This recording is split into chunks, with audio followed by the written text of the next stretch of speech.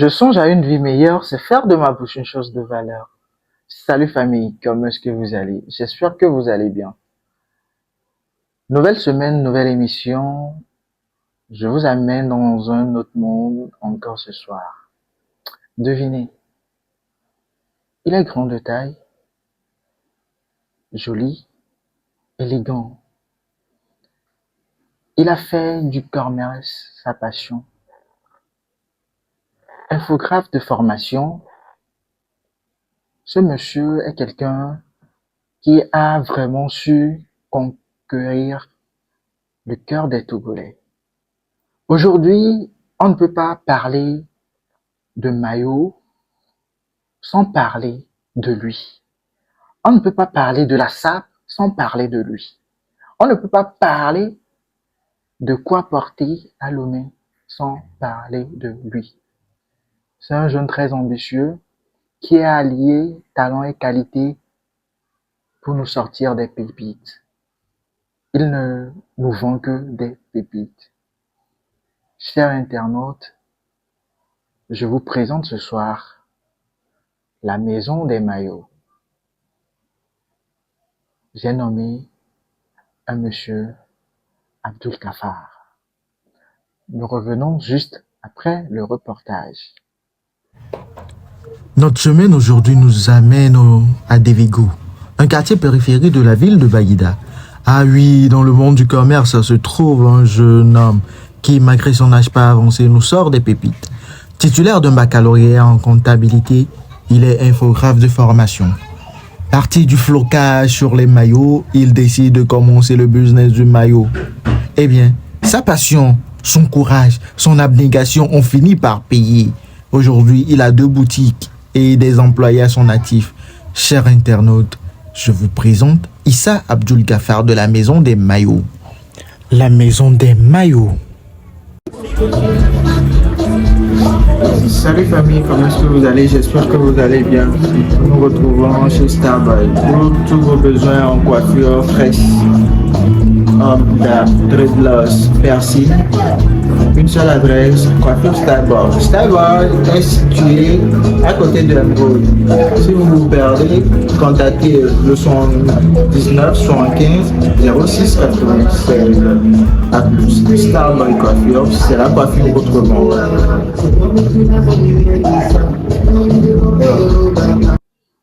Salut mon frère, comment est-ce que tu vas? Salut, je vais bien et toi, j'espère que tu vas bien. Ouais, je vais bien également. Ok.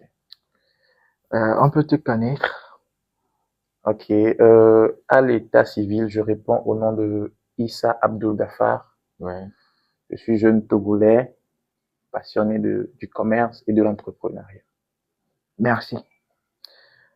Tu as terminé par de l'entrepreneuriat. Pourquoi entreprendre?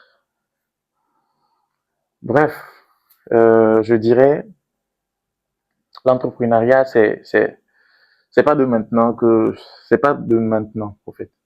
Ok, dis-nous un peu. L'entrepreneuriat, ça a toujours été ma passion. Ok. J'aime sortir de ma zone de confort, Oui. aller à la conquête de nouvelles choses, Ok.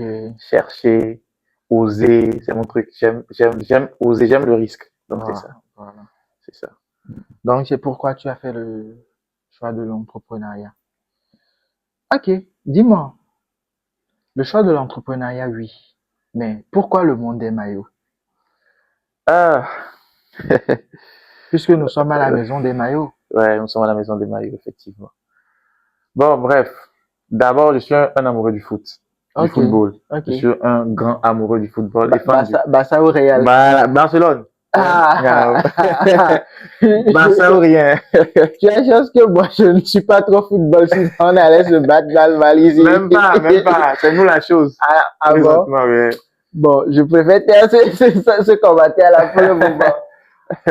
Ok. On continue. Pourquoi le monde des Oui, maillots? d'abord, je dirais que je suis un amoureux du football. Oui. Et tu sais, ce n'est pas juste parce que je suis amoureux du football que je vends des maillots. Tu sais que nous, entrepreneurs, on Oui. cherche des business juteux. Des business Quelque chose qui va t'aider à t'en sortir, au fait. Oui. Donc, à la base, comme tu l'as introduite, Oui. je suis infographe de Oui. formation. Ok. Je fais les impressions, Ouais, conception flocage. graphique et tout. Donc, Ok. Donc, dans notre domaine, on fait les flocages sur les maillots. Ok. On fait les flocages, il y a les clients qui nous amènent des maillots. Oui. Et on écrit leur nom dessus. Ok. Donc, arrivé un moment, j'ai juste remarqué que c'est une demande qui était un peu à la mode. Parce qu'il y a beaucoup de clients qui cherchaient à floquer leur nom sur des maillots. Ok. Comme je faisais les flocages. Oui. Là, c'est là que je me suis dit, d'abord, je suis un amoureux du foot. Oui. Je maîtrise presque tout, et presque les clubs, je regarde les championnats et tout. Pourquoi ne pas introduire en même temps la vente de maillots dans mon histoire d'infographie? Wow. En même temps, je vends et je personnalise. Ok. C'est de là que ça a commencé. C'est de là que ça a commencé. J'ai réfléchi, là, j'ai cherché un peu d'argent.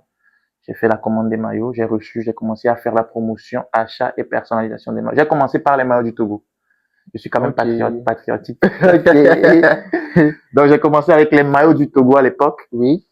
Et je dirais que je fais partie des premières personnes à promouvoir les maillots du Togo sur TikTok, avec la personnalisation, bien sûr. Wow.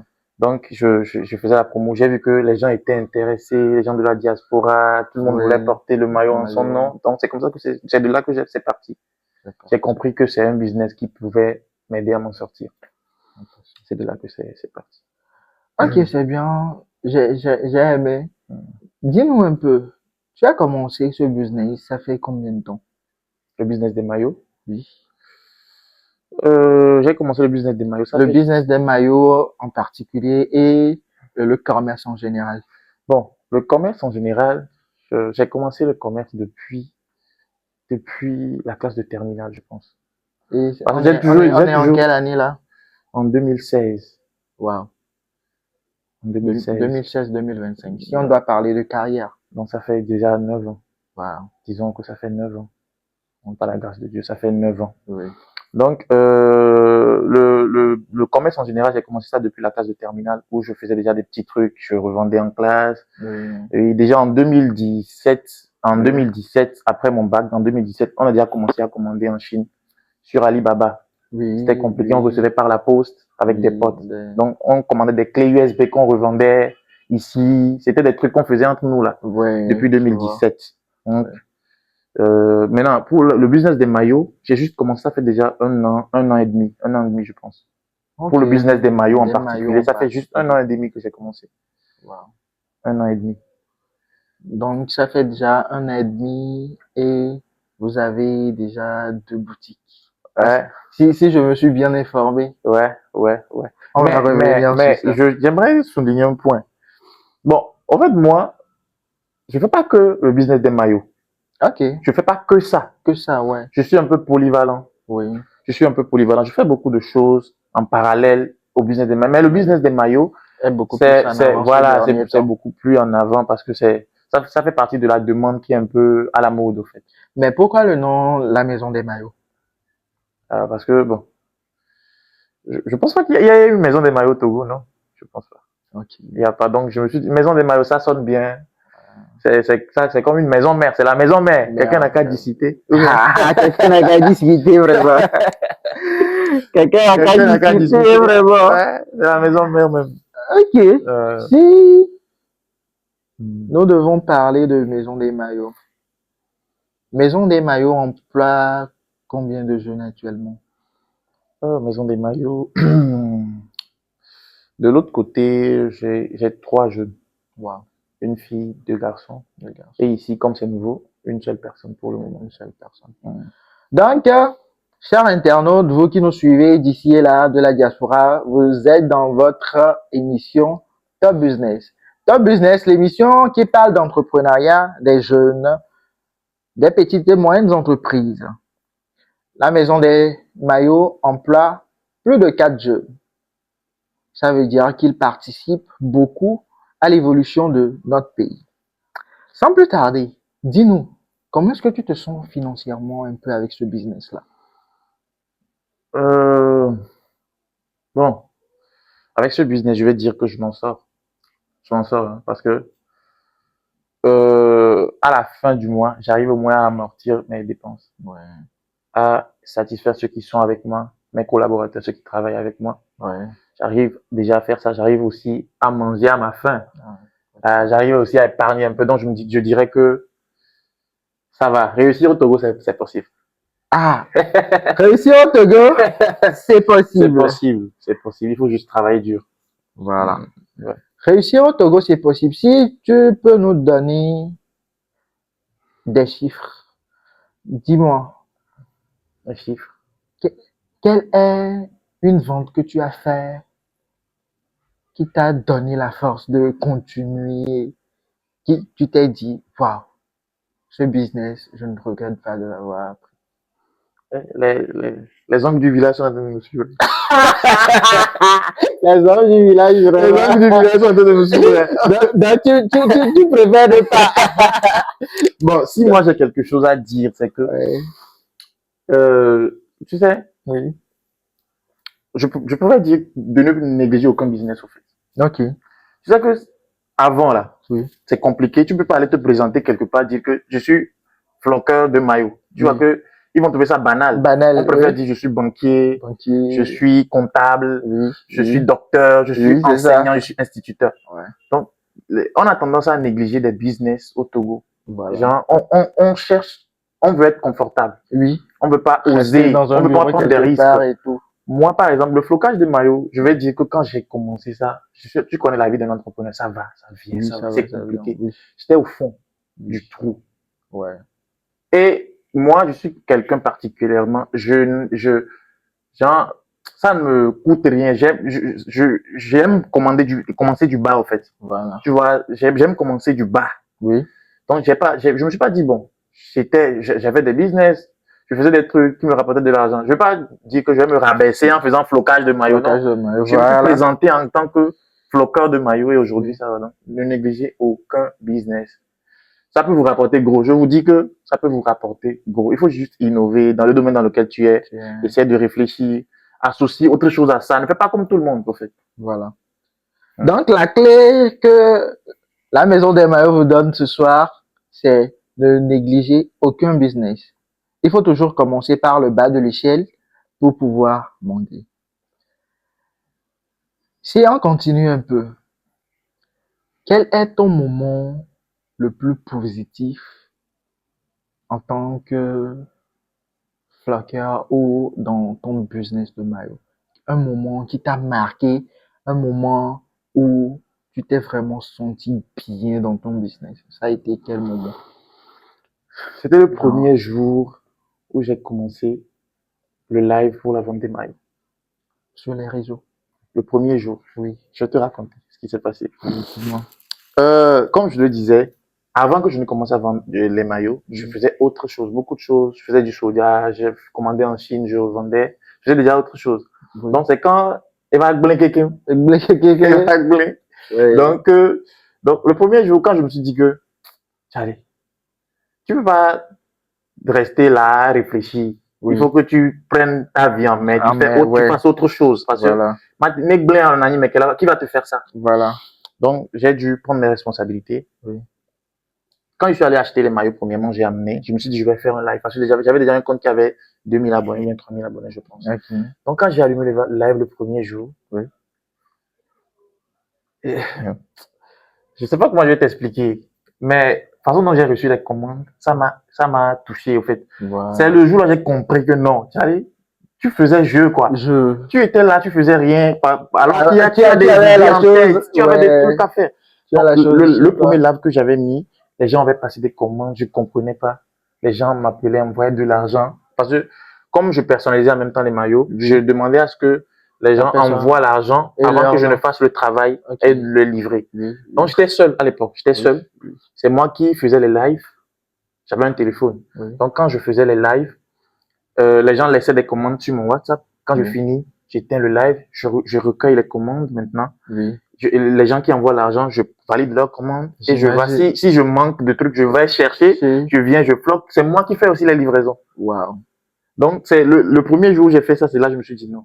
C'est ça qui m'a boosté. J'ai dit non, allez, tu fais jeu, réfléchis, reste concentré, tu peux manger dans ça. Et aujourd'hui, je ne regrette pas quand même. Et aujourd'hui, on est dans la maison des maillots. C'est ça. Quand on parle positif, il y a toujours des moments sombres. Des moments où on a envie de lâcher. On se dit, comme tu l'avais dit tout à l'heure, à un moment donné, il va bloquer. Ouais. Dis-moi, dans ton monde de business, quel a été ce moment où tu as failli perdre l'espoir et n'eût été ton mental d'acier, tu ne serais pas relevé? Dis-moi, était ce moment négatif qui t'a impacté et qui reste gravé? Le moment là, je dirais c'est avant que je ne commence à vendre les maillots. Ok, Parce que, bon, je vais pas rentrer dans les détails. Parce que ouais, j'avais coulé d'une façon, je sais pas comment expliquer. C'est la vie d'un entrepreneur. oui, On avait des contrats à satisfaire et tout. Parce que je faisais dans les céréales aussi. oui, Donc ça a mal tourné. J'ai mis mon argent dedans. C'est parti j'imagine. en feu. Donc j'ai dû tout perdre. J'ai dû même vendre ma moto parce que j'avais une moto Wow. Apache à Oui, l'époque, Apache blanc là. J'avais dû vendre ma moto. J'ai failli même tout vendre dans ma chambre et partir. Comme on le fait, comme les jeunes le font souvent. Quitter le pays, quoi, aller dans un autre pays, oui, me chercher. Je suis resté dans la chambre près de 2 mois. Je ne sortais pas. wow. J'ai déprimé. Bon, la dépression est réelle. Elle est Je réelle, te elle est promets, la réelle. dépression est réelle. Ça, je confirme, Je elle suis est resté réelle. dans la chambre 2 semaines. Je ne sortais pas. Je n'allais nulle part. Je sais pas comment je vais expliquer. C'était le moment le plus sombre de ma vie. Il y a Ouais. personne à qui tu pouvais parler aussi. J'étais seul. Donc, j'ai déprimé. Je suis resté à la maison. Je réfléchissais comment est-ce que j'ai pu perdre tout ça? Pourquoi moi? Tu réfléchissais, tu te dis, ou bien c'est une malédiction. Tu vois, il y a Voilà, tout qui te vient à l'esprit. Ouais, tu te poses des Tu te questions. poses des questions. Mais moi, finalement, j'ai compris que c'est ça qui a fait ce que je suis aujourd'hui, au fait. Oui, Il faut tomber pour mieux te relever. faut mieux te Tu relever, apprends de ouais. tes erreurs. Être stupide, c'est faire les mêmes erreurs plusieurs fois. L'erreur Ouais. que j'avais fait à l'époque, je ne peux plus le faire, au fait. Oui. Donc, c'est ce moment qui a été le plus sombre. J'ai vraiment déprimé. Je lui dis, je peux faire une semaine dans la chambre sans sortir dehors. Wow. Dans la chambre, je sors sur la terrasse, je me lave, je mange. Des fois, même, je n'ai rien à manger. J'encaisse. J'ai une fois préparé spaghetti. Comme avant, je faisais les ravitaillements, il y avait des restes. Oui. Donc, il me restait spaghetti avec tomates, avec un peu d'huile. Je n'avais pas même 25 francs pour acheter cube et sel. J'ai préparé spaghetti au gras, j'ai mis sous clé dedans. Mon Je te promets. Tu t'imagines, j'ai pas pu manger ça parce que c'est un goût bizarre. Bizarre. Je voulais assaisonner, je n'ai rien à part tomate, huile et puis. Tu es allé aller chez une bonne dame là-bas, lui supplier, non? Moi, je suis quelqu'un, je n'arrive pas à demander. Tu vois, tu es un peu comme moi également. Je n'arrive pas à demander. Donc, c'est ce qui a fait que c'était un peu compliqué. Bon, bref, c'est le moment le plus sombre de ma vie. Et j'espère ne plus vivre ce moment. Parce que ça m'a appris, et puis ça m'a forgé aussi. Je suis reconnaissant à ce moment-là aussi qui m'a appris que dans la vie, tu es seul. Ouais. Tu es vraiment seul. Ouais, quand tu as des problèmes, tu es seul. Tu dois te relever Voilà. seul. Tu dois avoir un mental d'acier Voilà. pour pouvoir faire le truc là. Nous, dans notre propos tout à l'heure, on était en train de parler réseau et tout et tout. Dis-moi, quelles sont tes relations un peu avec les réseaux? Avec les réseaux en général ou bien les gens du réseau? Oui, les réseaux, les gens du réseau. Genre, quel est l'impact des réseaux sur ton business et tout, quoi. Je suis reconnaissant à celui qui a créé TikTok. Wow. Très Nous reconnaissant. sommes tous reconnaissants d'ailleurs. Je suis reconnaissant à celui qui a créé TikTok. Parce que j'ai compris que avec TikTok, si tu es intelligent, tu es malin, tu peux t'en sortir. Je te jure, TikTok est supérieur à Sigame même, quoi. Oui, oui. TikTok, c'est le plus vaste marché de vente au monde présentement. Oui. Parce que même les grandes usines là, qui sont en Chine ont un compte TikTok, mais ils font la promo de leur article. Je suis reconnaissant. Les réseaux, moi, surtout TikTok là, moi, ça vaut de l'or pour moi quand même. Parce que tu sais ce que ça m'a fait. Les réseaux, les gens du réseau. Bon, les gens du réseau en général, pour être sincère, je sais pas, j'ai pas trop d'affinité avec les gens parce que moi, je suis plutôt concentré sur mon compte et de créer les contenus et vendre. Oui. Je suis plus concentré sur ça. Ouais. Voilà. Moi, je suis reconnaissant à TikTok, au réseau. Il faut être malin. Seulement, tu vas manger avec TikTok. Ouais. Donc, il faut être malin, il faut être intelligent, il faut utiliser les réseaux à bon escient Voilà les quelques conseils que nous donne Abdul sur les réseaux. Dis-moi, si Abdul n'était pas entrepreneur, Abdul serait qui? Juriste, docteur, banquier. Abdul serait qui? Hmm. Bon, Genre, quel c'est était quoi? ton rêve d'enfant? Mon rêve d'enfant. Ouais. Maman, il doit quitter. Docteur. Infirmier, bon, Donc, je sais pas. donc tu n'avais pas rêvé de Quand devenir j'étais petit, entrepreneur? Oui. bon, quand j'étais petit, Oui. je sais que le truc que j'aimais faire, j'aimais vendre, hein, je pense, parce Oui, que depuis l'enfance. j'ai bonne mémoire, parce que moi, mon père, à l'époque, vendait au grand marché. Ok. À l'époque, avant que le marché ne brûle. Ok. Donc, les samedis, il m'amenait au marché. Ouais. Tu vois, c'est un truc qui est déjà ancré en moi. Il m'amenait au Oui. marché. Donc, je me rappelle qu'un jour, je lui avais demandé, je pense que j'étais en classe de sixième, je pense. Je lui avais demandé, et le marché, quand il va au marché, ce qu'il vend, est-ce que c'est mieux par rapport à ceux qui sont des enseignants, des docteurs? Je lui avais posé la question. Il m'a dit que oui. Et que, évidemment, que des fois, il peut venir en une journée, il va avoir ce qu'on paie les autres là par mois, quoi. Par mois, oui. Donc, il m'a dit que c'est mieux. Mais bon, que c'est mieux, c'est bon aussi d'aller à l'école, que comme lui n'a pas trop fréquenté, c'est bon d'aller à l'école aussi. Donc, depuis ce moment, moi, je me suis fait l'idée que déjà, quel que soit ton est-ce que tu vas étudier, tu j'ai finiras par entreprendre. pas entreprendre. Parce Donc, que j'ai même si tu travaillé étais aussi. docteur, entrepreneur. Oh, ça, c'est obligé. Quand moi, je travaille même à plein temps, j'ai travaillé à plein temps dans une entreprise Ok. en 2020. Oui. C'était à Dapan, on m'avait affecté au nord. Oui, J'ai oui. travaillé, j'ai géré une quincaillerie là-bas, j'étais Ok. gérant, assistant comptable en même temps. Wow. Tu vois. Donc, déjà, même là-bas, moi, je vendais, quoi. Je faisais mon petit business à côté. Je commandais des trucs que je vendais à mes collègues, des chaussures, des clés USB. Toujours commande en Chine, tout ça là, tu vois. Je faisais des trucs comme ça déjà à l'époque. Donc, c'est après, j'ai décidé de ne plus travailler pour quelqu'un d'évoluer dans mon propre compte, tu vois. Ok. Tu vois. C'est ça. Maintenant, dis-nous,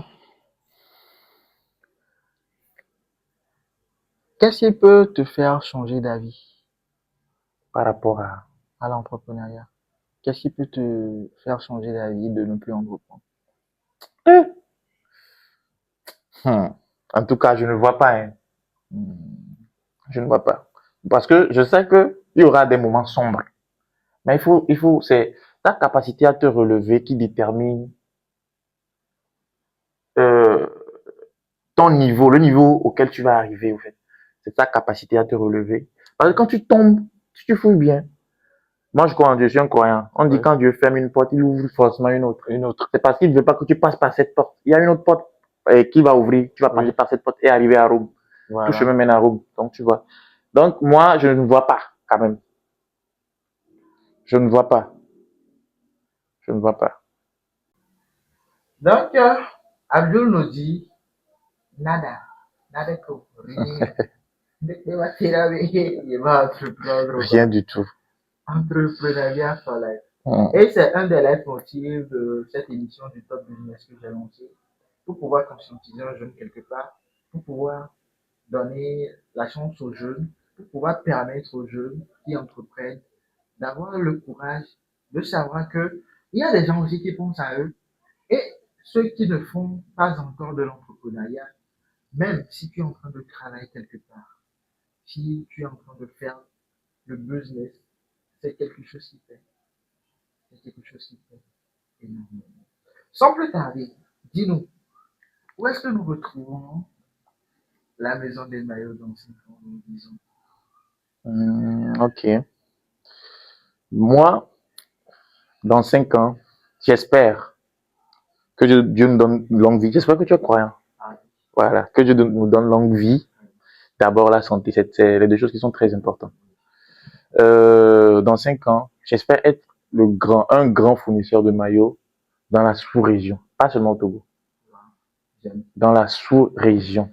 C'est ce que je veux. Parce que, présentement, même, j'ai des clients qui sont au Bénin, au Mali, qui achètent chez moi. Quelques clients. Et je suis reconnaissant. Si vous me suivez là, merci beaucoup. C'est la maison des maillots toujours. Donc j'espère être un grand fournisseur de maillots dans la sous-région. Dans la sous-région, Inch'Allah. Inch'Allah. J'aime bien l'idée, j'aime bien le mind positif, comme le dit ma marque de vêtements. Dis-moi, quand on est dans un domaine, on a forcément quelqu'un qui nous impacte, quelqu'un qui nous donne la force, quelqu'un qui est notre modèle, quelqu'un qui, quand on voit, on se dit, dans 5 ans, je serai comme lui. Dans 10 ans, je serai comme lui. C'est qui cette personne-là pour Abdul? Hum.